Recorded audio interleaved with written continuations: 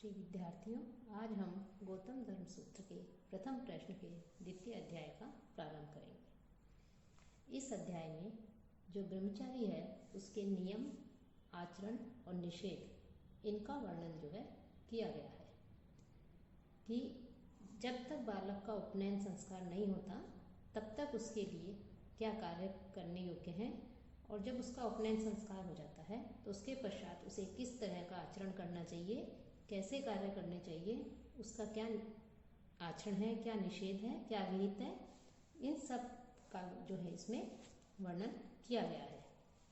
तो सबसे पहला इसमें जो सूत्र है वो है प्राक उपनयनात् कामचार है, कामवाद है, काम भक्ष है। कि प्राक उपनयनात् कि उपनयन संस्कार होने से पूर्व, कि उपनयन संस्कार जब हो जाता है तो उसके पश्चात वो बालक जो है द्विज कहलाता है। तो इसमें ब्राह्मण, क्षत्रिय, वैश्य तीनों के लिए जो है अलग अलग आयु बताई गई है उपनयन संस्कार की। लेकिन जब तक उपनयन संस्कार नहीं होता तो उपनयन संस्कार नहीं होता उससे पूर्व जो बालक है वो अपनी इच्छा के अनुसार, कामचार है, अपनी इच्छा के अनुसार कार्य कर सकता है। कामवाद है, जैसा चाहे वो वैसा बोल सकता है। अर्थात कई बार उससे असत्य भी बोलना पड़ता है, तेज स्वर में भी बोलना पड़ता है, तो वैसे तो नहीं बोलना चाहिए लेकिन फिर भी जो है वो बोल सकता है। और काम भक्ष है, और अपने इच्छा के अनुसार जो निषिद्ध भोज्य पदार्थ हैं उनको भी वो जो है कुछ सीमित मात्रा में जो है उनका सेवन कर सकता है। अर्थात अपनी इच्छा के अनुसार वो भोजन कर सकता है। तो जब तक उपनयन संस्कार नहीं हो जाता तब तक उपनयन संस्कार से पूर्व जो बालक है वो जो है अपनी इच्छा के अनुसार सारे कार्य कर सकता है, जैसा चाहे वैसा बोल सकता है, और अपनी इच्छा के अनुसार जो है वो भोजन कर सकता है। इच्छा के अनुसार बोलने का कार्य या बोलने से या कार्य करने से तात्पर्य ये नहीं है कि वो शास्त्रों में जो निषिद्ध है उस प्रकार के कार्यों को भी करे, बल्कि शास्त्रों के अनुकूल भी जो है उसे कार्य करने पड़ते। और दूसरे सूत्र में कह रहे हैं अहुतात, और जिसका यज्ञोपवीत संस्कार नहीं हुआ है, ऐसा वह अहुतात हवन के उपरांत जो बची हुई जो अवशिष्ट, जिसे पुरोडाश कहते हैं, हवन के पश्चात जो बच जाता है अन्न आदि भोज्य पदार्थ, उसको पुरोडाश कहते हैं, उसका भी जो है भोजन नहीं करे। तो जिसका यज्ञोपवीत संस्कार नहीं हुआ है, उपनयन संस्कार नहीं हुआ है, वह यज्ञ के पश्चात, हवन के पश्चात बचा हुआ जो पुरोडाश कहा गया है जिससे, उसका भोजन नहीं करे। और ब्रह्मचारी और यज्ञोपवीत संस्कार के पूर्व भी बालक को जो है ब्रह्मचारी बन करके रहना चाहिए। कि उपनयन संस्कार के उपरांत तो उसे ब्रह्मचर्य व्रत का पालन करना ही है, लेकिन उसके पहले भी जब तक उपनयन संस्कार नहीं हो तब तक जो है उसे ब्रह्मचारी ही रहना चाहिए। अर्थात उसे अपनी इंद्रियों पर पूर्ण रूप से नियंत्रण रखना चाहिए, संयम रखना चाहिए। यथोपपादित मूत्र पुरुषो भवति, यथोपपादित, और जैसे उससे सुविधा होती है उसके अनुसार वो दैनिक अपने कार्य आदि से निवृत्त हो सकता है। न अर्थात जैसा चाहे वो उस के अनुसार जो है उस समय अपने दैनिक नित्य कार्य कर सकता है। न अस्य आचमन कल्पो विद्यते, क्योंकि वो जो जिसका उपनयन संस्कार नहीं हुआ है, जो अनुपनीत जो बालक है, उसके लिए आचमन का विधान नहीं कहा गया है। अन्यत्र अपमार्जन प्रधानाव ईक्षणेभ्य है, अन्यत्र और अन्य स्थान पर भी अपमार्जन अर्थात भोजन के उपरांत जो उच्छिष्ट है, जो झूठे हैं हाथ आदि, उन हस्त प्रक्षालन आदि हैं, उनको धोना, दैनिक जो कार्य है उनसे उन दूषित पदार्थों का लेप और गंध आदि को दूर करने के लिए, और रजस्वला जो या ऋतुस्नाता जो है उसके स्पर्श आदि से शुद्धि करने के अतिरिक्त, अपने हाथ पैर आदि धोने के अतिरिक्त, शुद्धि करने के अतिरिक्त अन्य किसी भी आचमन का जो है विधान उसके लिए नहीं बताया गया है। अर्थात जो अनुपनीत जो बालक है, जिसका उपनयन संस्कार नहीं हुआ है, उसके लिए आचमन जो है उसके लिए भी कुछ बता दिया है कि उस समय वो आचमन कर सकता है, इसके अलावा उसके लिए आचमन अनिवार्य नहीं है, आचमन का विधान नहीं है। जैसे भोजन के पश्चात हाथ वगैरह जूठे हो जाते हैं तो उनको धोने से, मल आदि दूषित पदार्थों के लेप को दूर करने के लिए, गंध आदि यदि आ जाती है उसको दूर करने के लिए, और ऋतुस्नात आदि के स्पर्श से यदि शुद्धि करनी है अपने को, अपने हाथ प्रक्षालन आदि करना है, हाथ आदि धोने हैं प्रक्षालन आदि के द्वारा, तो उनके अतिरिक्त वो आचमन जो है उस जल को जो है अपना पी सकता है, उसका जल हाथ वगैरह धो के उस जल से वो आचमन कर सकता है। लेकिन इसके अतिरिक्त अन्य किसी भी प्रकार की जो आचमन क्रिया है वो आचमन जो है उस बालक के लिए नहीं बताया गया है। न तत् स्पर्शनात् अशोचम, कि उस वो जो जिसका उपनयन संस्कार नहीं हुआ है, अर्थात अनुपनीत जो बालक है, उस बालक के लिए स्पर्शनात् कि स्पर्श करने से, अर्थात किसी ऋतुस्नाता स्त्री के द्वारा छुए जाने से, या भोजन आदि के पश्चात उच्छिष्ट जो झूठे जो अपने हाथ होते हैं उनसे, या अपने शरीर की गंदगी जो है, मल जो है उसका त्याग करने से, वो अशुद्ध होने पर भी स्पर्श आदि से अशोच नहीं होता, जो है वो जो है एक तरह से दूषित नहीं होता है। तो उसे जो है इस प्रकार के इन सब चीज़ों से छूट दी गई है। जिसका उपनयन संस्कार नहीं किया गया है वो भी जो है इन सब वस्तुओं के स्पर्श जो है अशुद्ध नहीं होता। न तो एनेम अनिग्रह वन बलि हरण्यो नियुज्यात, और ये जो बालक है कि जिसका उपनयन संस्कार नहीं हुआ है, इस बालक का अनुपनीत जो बालक है, इसका जो हवन आदि हैं उन कार्यों में और वैश्वदेव आदि जो बलि कर्म है उन कर्मों में जो है उसे नियुक्त नहीं करे, कि न तो हवन आदि जो बताए गए हैं उनमें उसे लगाए, उसे नियुक्त करे, और न ही जो है बलि वैश्वदेव आदि जो यज्ञ कहे गए हैं, यज्ञ है ये भी एक तरह का, तो उसमें जो है उसको नहीं लगाए। कि इन सब कार्यों करने का अधिकार केवल जिसका उपनयन संस्कार हो चुका है उसी बालक का होता है। तो जो अनुपनीत बालक है उसको इन कार्यों में नहीं लगाए। न ब्रह्माभिव्यवहार्ये अन्यत्र स्वधा निर्णयात, और स्वधा कर्म को छोड़कर, कि स्वधा जो कर्म है उन कर्म को छोड़कर, कि पितर आदि जो हैं उनके निमित्त जो उदकदान, जो पितृ आदि के निमित्त जो किया जाता है कार्य, उदकदान आदि श्राद्ध आदि जो किए जाते हैं, उन श्राद्ध कर्मों को छोड़ करके इस अनुपनीत जो बालक है जिसका उपनयन संस्कार नहीं हुआ है उसको न ब्रह्माभिव्यवहार्ये, वेद मंत्रों का उच्चारण नहीं कराना चाहिए। कि जहाँ जैसे श्राद्ध आदि हैं, पितृ तर्पण आदि हैं, तो जहाँ पितरों का श्राद्ध किया जाता है, उनका तर्पण आदि किया जाता है, उस समय तो जो है उसे स्वधा कर्म कहते हैं, कि उस समय जिसका उपनयन संस्कार नहीं हुआ है वह बालक भी जो है वेद मंत्रों का उच्चारण कर सकता है। लेकिन इसके अतिरिक्त श्राद्ध आदि जो कर्म है, पितरों के निमित्त उदकदान आदि जो हैं, इन कर्मों के अतिरिक्त उस बालक से वेद मंत्रों का उच्चारण भी नहीं कराना चाहिए। कि जब उसका उपनयन संस्कार हो जाता है तब जो है वेद मंत्रों के उच्चारण का वो अधिकारी हो जाता है। उपनयनात् और नियम है कि आगे कि अग्नि आदि से संबंधित जो नियम है, कि हवन आदि से संबंधित जो नियम है, पूजा पाठ आदि से संबंधित जो नियम है, इन नियमों के विषय में आगे बताया जाएंगे। कि ये सब जो है नियम, ये उपनयन संस्कार से ही प्रारंभ होते हैं।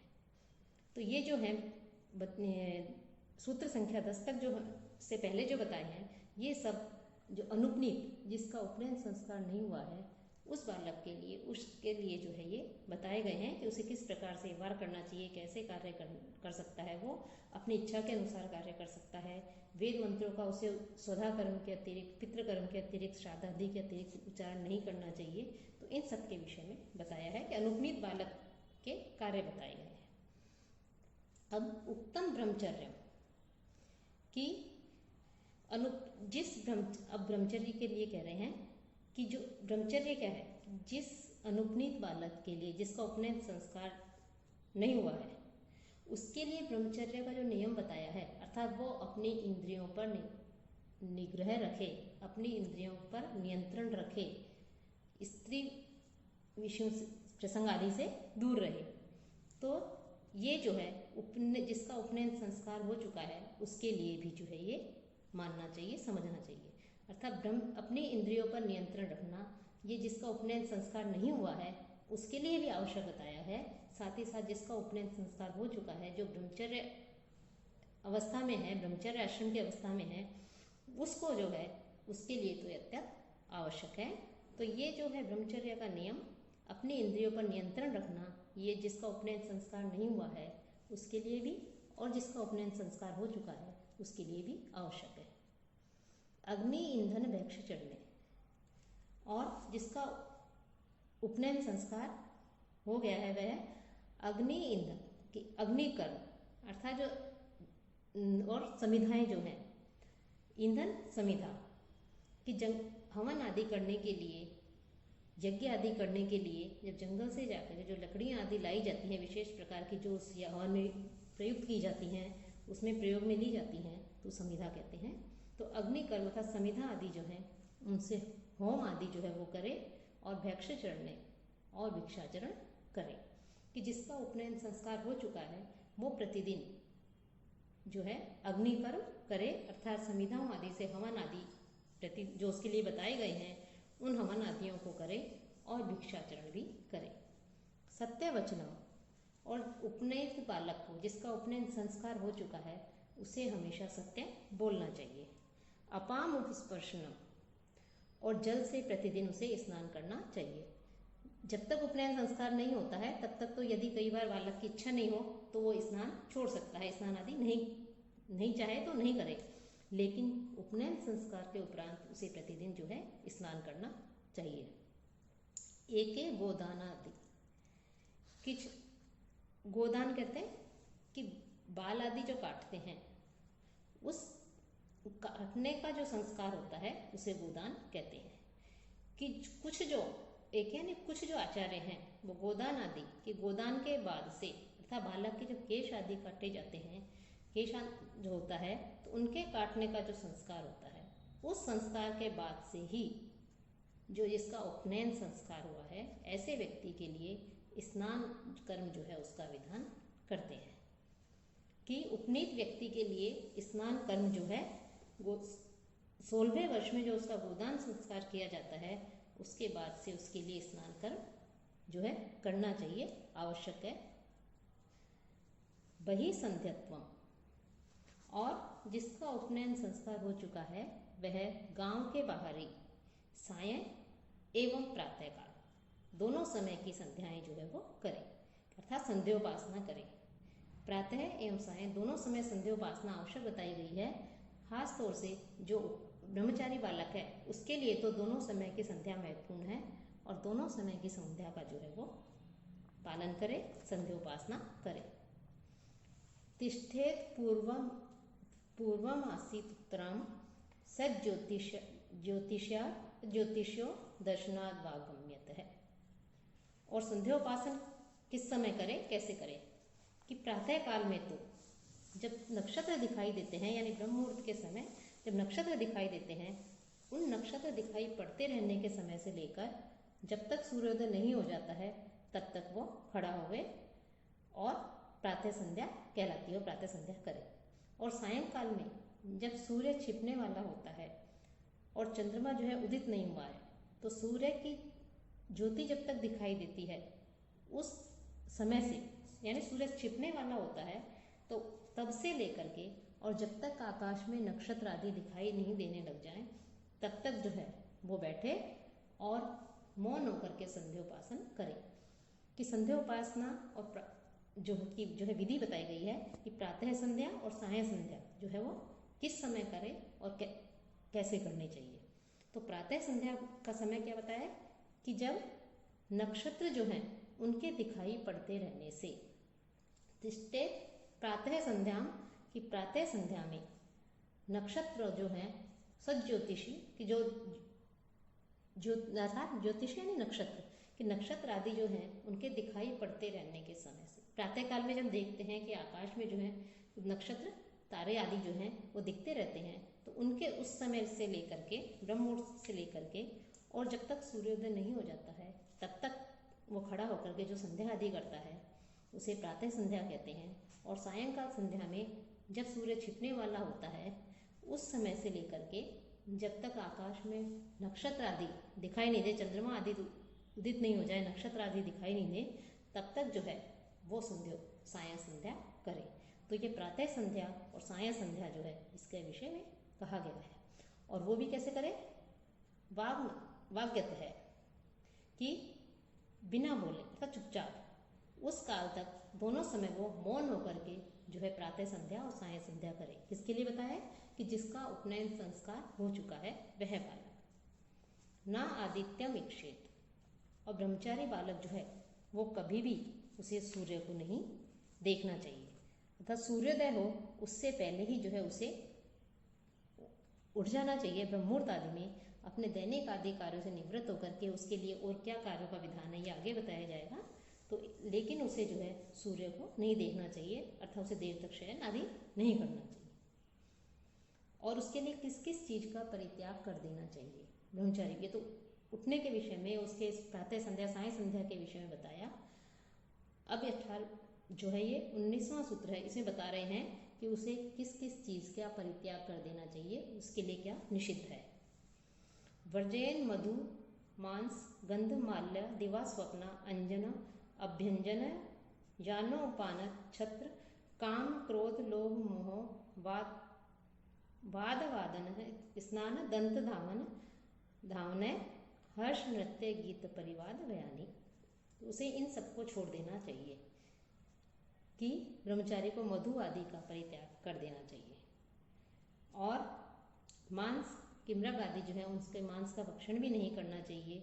जो चंदन आदि की जो सुगंध है, सुगंधित जो है उसका भी, उससे जैसे इत्र आदि है उसका प्रयोग नहीं करना चाहिए। चंदन आदि की जो खुशबू है पुष्प जो, उसका भी शयन नहीं करना चाहिए। पुष्प आदि का भी, माल्य कि जो पुष्प आदि हैं उनका शयन नहीं करना, जो है उनका जो है प्रयोग नहीं करना चाहिए पुष्प आदि का भी। दिवा स्वप्न दिन में शयन नहीं करना चाहिए, ये ब्रह्मचारी के लिए दिन में शयन करना जो है वर्जित बताया गया है। साथ ही साथ अंजन अभ्यंजन, अंजन आँखों में अंजन आदि लगाना, काजल आदि लगाना, इसका भी निषेध किया गया है। और शरीर के जो अन्य अंग हैं उनका भी जो मर्दन आदि करना, तेल आदि करना, इसके लिए मना किया गया है। अर्थात सुगंधित लेप आदि, सुगंधित जो उपटन आदि हैं उनसे जो है अपने शरीर पर नहीं लेप आदि नहीं करना चाहिए, ये सब उसके लिए निषिद्ध है। साथ ही साथ उस जिसका उपनयन संस्कार हो चुका है उस बालक के लिए किसी की सवारी, यानों की, रथ या उस समय रथ चलते थे तो रथ आदि की या अन्य किसी भी प्रकार के वाहन की सवारी आदि उसे नहीं करना चाहिए।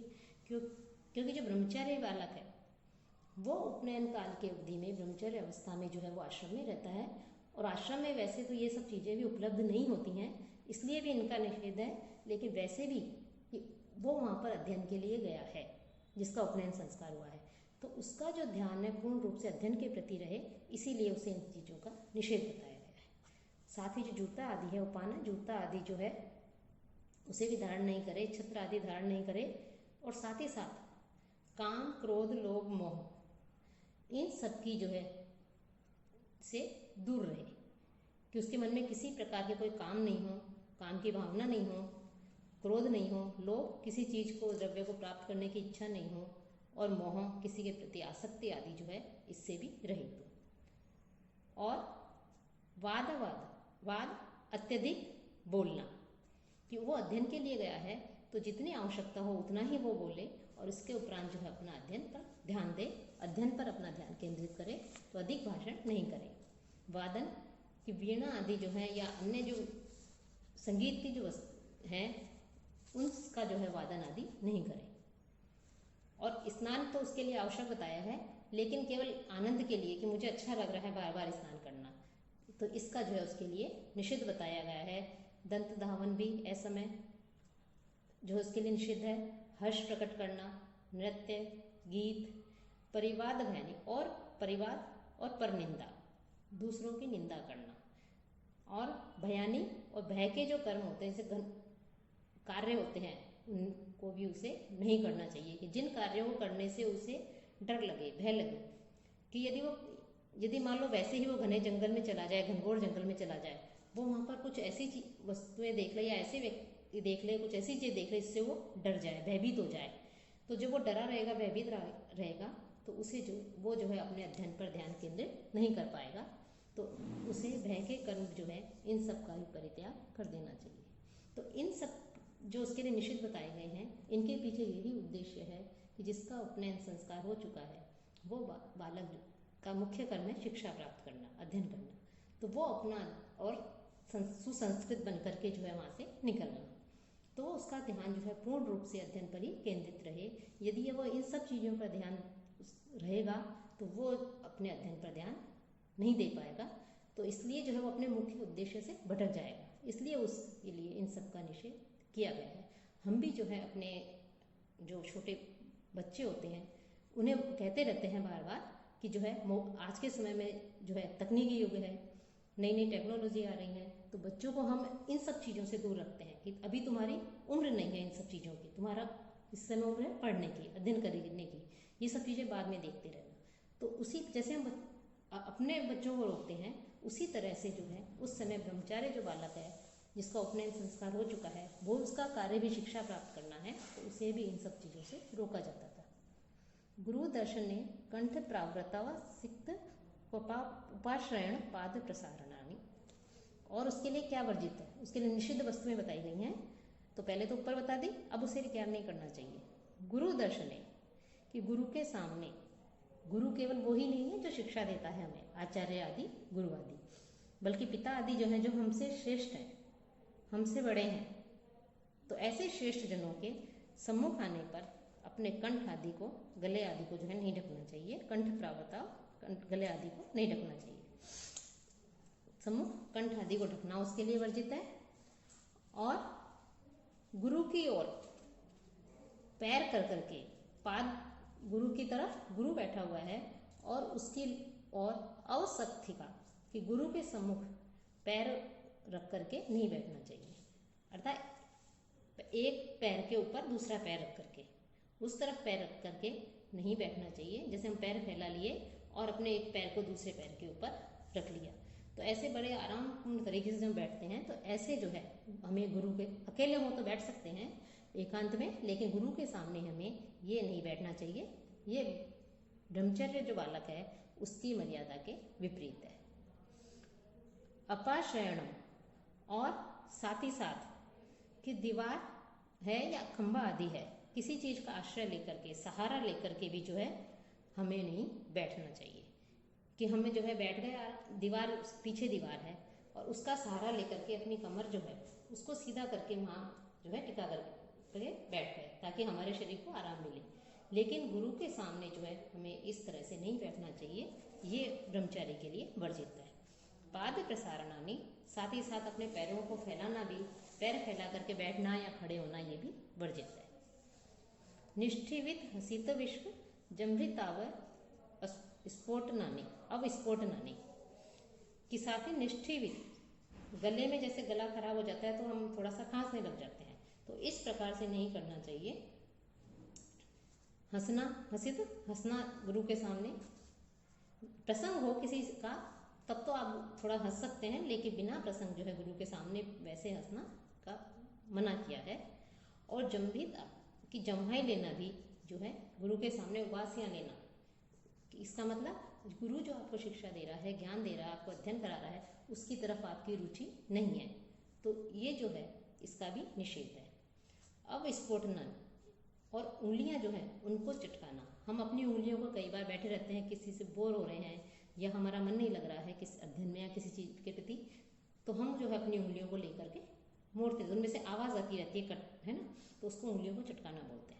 तो गुरु के सम्मुख इस प्रकार के कार्य भी नहीं करें, ये मर्यादा, ब्रह्मचार्य की मर्यादा के विपरीत है कि उसे ऐसे कार्य नहीं करने चाहिए। स्त्री प्रेक्षण आलम्बने मैथुन शंकाया, और मैथुन की आशंका से, स्त्री को प्राप्त करने की आशंका से उस स्त्री जो है उसकी ओर नहीं देखना चाहिए।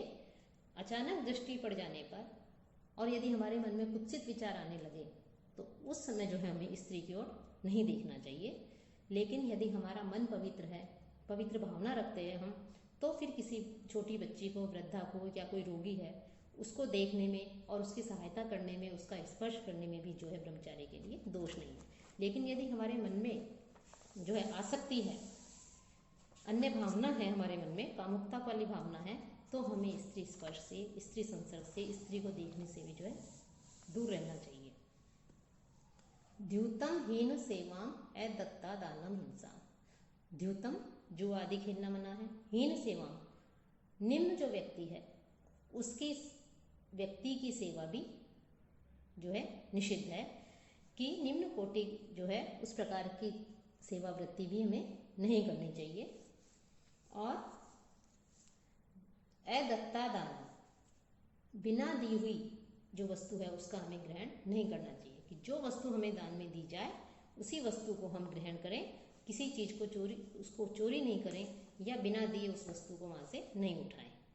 हिंसा, और जो हिंसा है वो हिंसा भी किसी मन वचन कर्म से भी किसी प्रकार की हिंसा नहीं करें। तो इन सब के पीछे यही उद्देश्य है कि वो अच्छे संस्कार, उपनयन संस्कार के पश्चात वो जो ब्रह्मचर्य अवस्था में रहता है, गुरुकुल में रहता है, तो उस समय जो है उसका कार्य केवल अध्ययन करना ही नहीं है, किसी शिक्षा प्राप्त करना ही नहीं है, अपितु सुसंस्कृत होकर के वहाँ से निकल के गृहस्थ आश्रम में प्रवेश करना भी है उसे आगे चल के।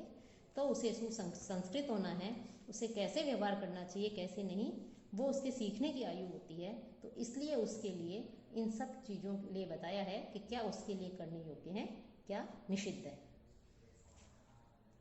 आचार्य तत्पुत्र स्त्री दीक्षिता नामानी, कि आचार्य का, तत्पुत्र और उनके जो पुत्र हैं उनका, स्त्री और उनकी पत्नी का, तथा दीक्षित जिसने यज्ञ में दीक्षा ले ली है, ऐसे ये सम्माननीय है, पूजनीय है, आदरणीय है, इसलिए ऐसे लोगों का नाम नहीं लेना चाहिए। कि जिसका उपनयन संस्कार हो गया है उसे जो है इस प्रकार के जो श्रेष्ठ जन हैं, इन श्रेष्ठ जनों के नामों का उच्चारण भी नहीं करना चाहिए, क्योंकि सम्मान के पात्र हैं, सम्माननीय हैं, इसलिए इनके नाम के उच्चारण का उसके लिए निषेध बताया गया है। शुक्ल वाचो मध्यम नित्यम ब्राह्मण है, कि ब्राह्मण जो है वो शुक्ला वाचो कि दूसरे को कष्ट देने वाले जो वचन होते हैं वो उसे नहीं बोलने चाहिए, जो जिससे दूसरों को पीड़ा हो, दूसरे को कष्ट हो, मन वचन कर्म से किसी भी प्रकार से जो है दूसरे को कष्ट देने वाले वचनों का प्रयोग हमें नहीं करना चाहिए। मध्यम नित्यम, और जो मध्य आदि पदार्थ हैं उनका भी जो है नित्य हमेशा ही परित्याग करें। कौन? ब्राह्मण है, ब्राह्मण, कि ब्राह्मण के लिए जो है, इससे क्षत्रिय वैश्य जो है इनका भी ग्रहण हो जाता है, कि इन सबको, क्योंकि उपनयन संस्कार इन तीनों का होता है, तो इनको जो है खास ब्राह्मण आदि जो हैं इनको अश्लील अर्थात दूसरों को कष्ट देने वाले वचन या ऐसे वचनों का प्रयोग नहीं करना चाहिए जो निंदनीय है। मादक जो पदार्थ हैं, सुरा आदि, इन सब पदार्थों के सेवन से बचना चाहिए, इनका परित्याग कर देना चाहिए। अधय शय्यासनी पूर्वोत्थायी जघन्य संवेशी, और ब्रह्मचारी कैसे शयन करे? कि अधय शय्यासनी, गुरु की शैया की अपेक्षा उसकी शैया कैसी हो? नीची हो, यानी गुरु से ऊपर उसका जो है शैया है, जो पलंग आदि है वो नहीं होना चाहिए, जमीन पर जो है वो बिछा करके सोए, लेकिन गुरु की शैया से नीचे उसकी शैया होनी चाहिए। और आसन, और गुरु के आसन की अपेक्षा नीचे आसन पर बैठना चाहिए, कि गुरु तो नीचे बैठा हुआ है और शिष्य आकर के पास में कुर्सी रखी हुई है उस पर आकर के बैठ गया, तो ये उचित नहीं है। कि गुरु के जहाँ शयन करता है उससे नीचे शैया पर उसे शयन करना चाहिए, और गुरु के आसन की अपेक्षा नीचे जो आसन बिछा हुआ है उस आसन पर उसे बिछा करके बैठना चाहिए। और पूर्वोत्थायी, और जब गुरु प्रातःकाल जब गुरु जगे तो उसके जगने से पहले ही उठ जाना चाहिए। उसे के लिए संध्योपासना भी बताई गई है, वो भी कहा है कि जब तक तारे आकाश में, तारे नक्षत्र आदि दिखाई दे, तब से लेकर के जो है सूर्य उदित हो तब तक जो है वो प्रातः संध्या करें। तो इसलिए उससे पहले उठना ही का लिए कहा गया है, विधान बताया है। लेकिन उससे भी पहले वो जब गुरु जगे तो गुरु के जागने से पहले ही वो उठ जाए और समविशेष और जब गुरु सोए उसके पश्चात वो भी शयन करे। कि गुरु के जागने से पहले उस बालक को जगना चाहिए और गुरु के शयन करने के पश्चात उस बालक को शयन करना चाहिए। वाग बाहु उदर संयत है और उसे अपनी वाणी के वाक यानी अपनी वाणी के ऊपर संयम रखना चाहिए कि उसे व्यर्थ प्रलाप नहीं करना चाहिए, व्यर्थ नहीं बोलना चाहिए, उसे उस पर जो है नियंत्रण में रखना चाहिए अपनी वाणी को। और बाहु अपनी भुजाओं को भी नियंत्रण में रखे, यानी अपने हाथ पैरों को इधर उधर नहीं चलाए, अपनी भुजाओं को आदि को भी जो है नियंत्रण में रखे। और साथ ही साथ उदर संयत है और अपना जो पेट है उस पर भी संयम रखे, अर्थात जितनी आवश्यकता हो शरीर के लिए उतना ही भोजन ग्रहण करे, जो है उससे अधिक भोजन वो ग्रहण नहीं करे। कि गुरु जब उसे आज्ञा दे कि भोजन ग्रहण करो, ये भिक्षा आदि के द्वारा अपना जीवन यापन करते हैं, या आपने उसमें पहले भी पढ़ा था, आपने फर्स्ट ईयर से पढ़ते आए हैं, लेकिन आगे जो मनुस्मृति आदि है उसमें भी बताया गया है कि किस प्रकार से उसे भोजन करना चाहिए। तो यहाँ पर ये बताया है कि वो अपने वचनों पर, अपनी भुजाओं पर और अपना जो उदर पेट है उस पर संयम रखे, अर्थात परिमित सीमित मात्रा में ही जो है वो भोजन आदि करे। तो इस प्रकार से ये जो है ब्रह्मचारी के लिए बताए हैं। अनुपनीत के कर्तव्य बताए, उसको क्या कर सकता है, उसके लिए क्या विहित है, क्या निषिद्ध है, और जो जिसका उपनयन संस्कार हो चुका है उसके लिए क्या नियम है, उसका क्या आचरण है, क्या निषिद्ध है, उसके लिए ये बताया। आगे भी इसके विषय में और भी बताया है कि किस प्रकार से अपने गुरु आदि को जो है अपना नाम आदि बताए, कैसे जो है वो कार्य करे, ये सब अगले व्याख्यान में करेंगे।